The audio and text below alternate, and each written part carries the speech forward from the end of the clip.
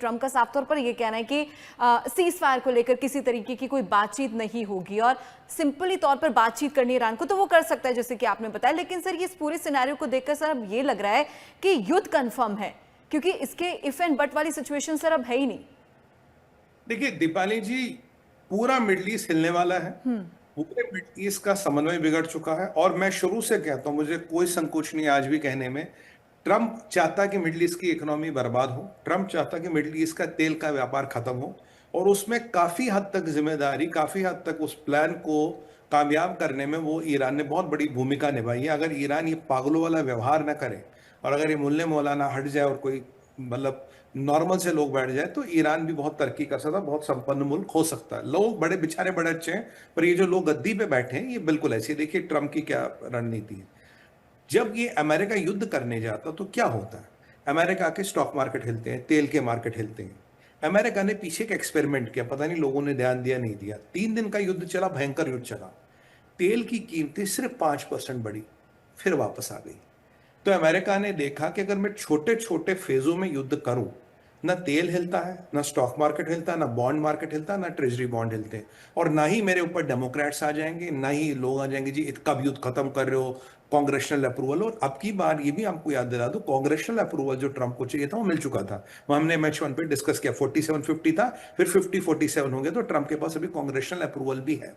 ऐसी परिस्थिति में जब आप युद्ध करते हो, युद्ध का माहौल बनता है, आपकी इकोनॉमी ड्रेन होने लगती है, लोग इन्वेस्टमेंट नहीं करते, काफी चीजें हिलने लगती है। आप युद्ध ना करके एक अनएंडिंग मिलिट्री कॉन्फ्लिक्ट शुरू कर देते हो। मतलब वो कंटिन्यूस युद्ध नहीं होता। आज कर लिया, 3 दिन छुट्टी, 5 दिन छुट्टी, फिर 7वें दिन, फिर 10वें दिन, फिर 15 दिन छुट्टी, फिर 3 दिन आपने फिर बमबारी कर दी।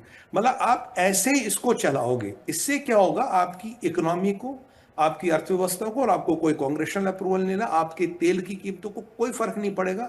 पर वो जो धीरे धीरे वो जो क्षेत्र है वो नीचे नीचे नीचे नीचे जाता जाएगा, क्योंकि लोग विकल्प ढूंढ लेंगे। वो लोग विकल्प ढूंढ लेंगे। जैसे माननीय प्रधानमंत्री जी ऑस्ट्रेलिया थे, तो ऑस्ट्रेलिया से हमने एलएनजी की व्यवस्था कर ली, हमने एलपीजी की व्यवस्था कर ली, हमने क्रूड ऑयल की व्यवस्था कर ली।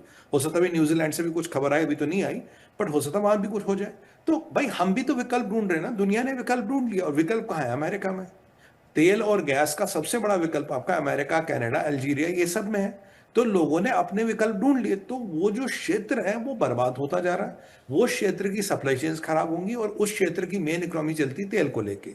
तो कांस्टेंट युद्ध आप करेंगे तो लोग बोलेंगे भाई खत्म कब करेगा।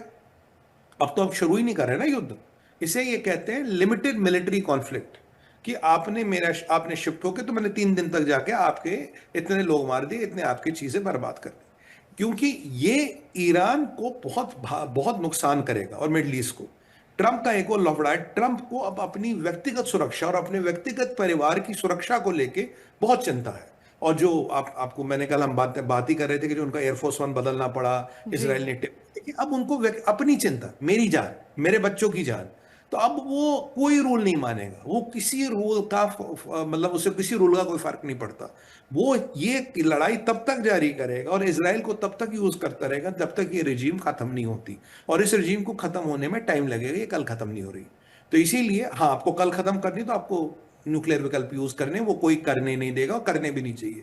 वो बिल्कुल कभी दुनिया में यूज नहीं होने चाहिए। बट अगर आपको कन्वेंशनल वेपन से खत्म करना है, इसमें टाइम लगेगा। टाइम के लिए आप युद्ध, जो अमेरिका ने पहले बोला, आपको पीट हेगसेथ के बयान आते थे 3 हफ्ते, 4 हफ्ते, 6 हफ्ते, अब तो बात ही नहीं करेगा। तो युद्ध ही नहीं है भाई, सीज फायर नहीं है, युद्ध भी नहीं है, लिमिटेड मिलिट्री कॉन्फ्लिक्ट हो रहा है, एस्केलेशन हो रही है, हम उसका रिटेलिएशन कर रहे हैं, बात खत्म। ये तो टॉम एंड जेरी वाला खेल है, तो मतलब महीनों का सालों चल सकता है। तो इसीलिए एक फुल फ्लेजेड युद्ध नहीं चलेगा, बट युद्ध और लिमिटेड युद्ध चलते रहेंगे, चलते रहेंगे, चलते रहेंगे। जी।